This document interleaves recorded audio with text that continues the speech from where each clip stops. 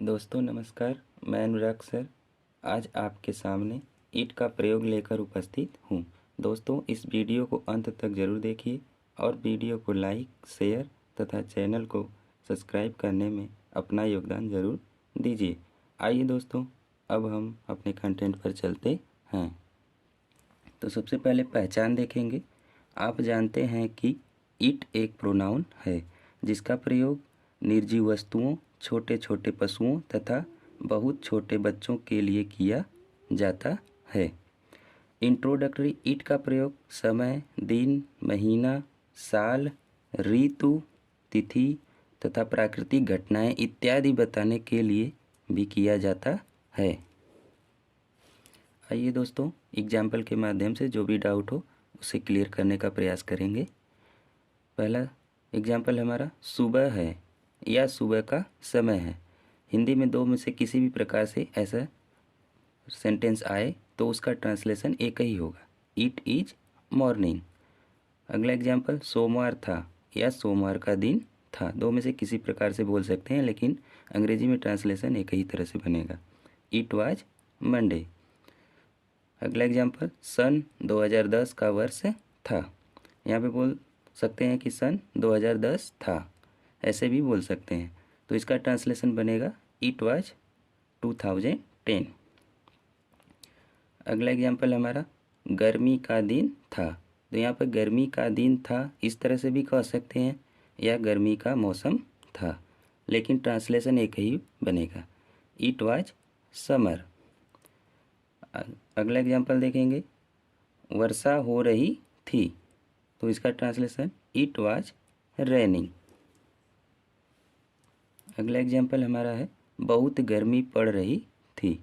तो यहाँ पे इसका ट्रांसलेशन देखेंगे इट वाज टेरिबली हॉट।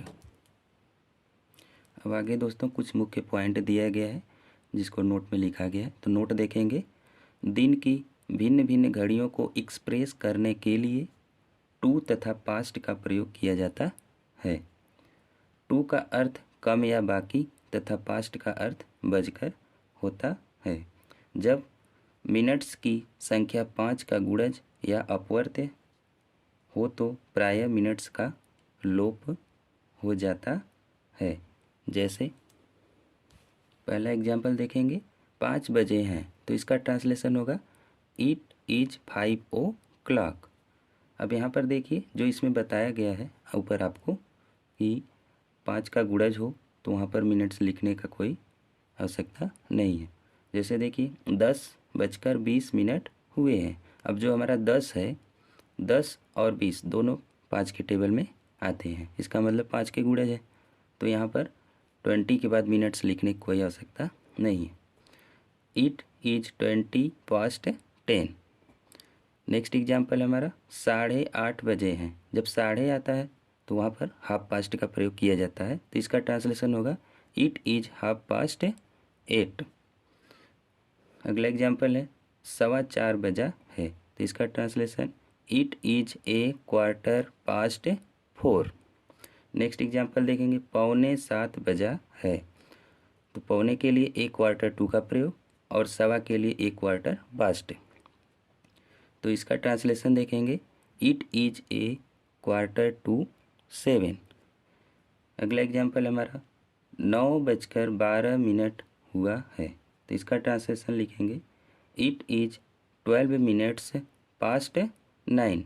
जैसा कि ऊपर बताया गया है कि अगर दोनों संख्या 5 का गुणज हो तो ये मिनट्स लिखने की ज़रूरत नहीं है, लेकिन इसमें 5 का गुणज नहीं है, एक 9 है और एक 12 है।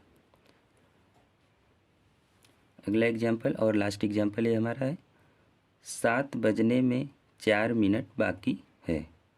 तो बाकी है तो बाकी के लिए मिनट 2, अगर हुआ रहता है तो मिनट पास्ट। तो 7 बजने में 4 मिनट बाकी है, इसका ट्रांसलेशन देखेंगे इट इज 4 minutes to 7।